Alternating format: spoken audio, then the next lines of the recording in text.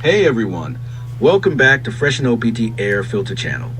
Today we're changing the cabin air filter on a 2024 Acura TLX.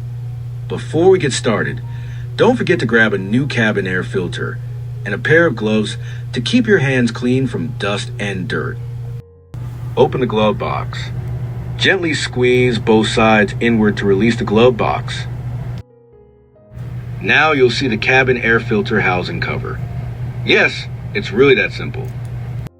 Open the filter housing cover and remove the old, dirty filter.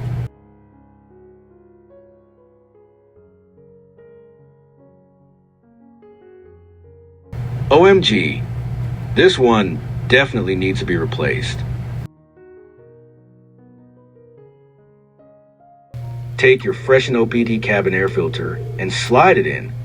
Make sure the airflow direction matches the original one. Close the housing cover, reinstall the glove box, and you're done. Easy DIY. Just a few minutes for cleaner air.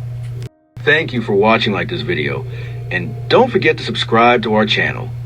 Want the same OEM quality filter? Get now at FreshenOPT.ca. Members save 10% for Life Plus free surprise kits. Link in description.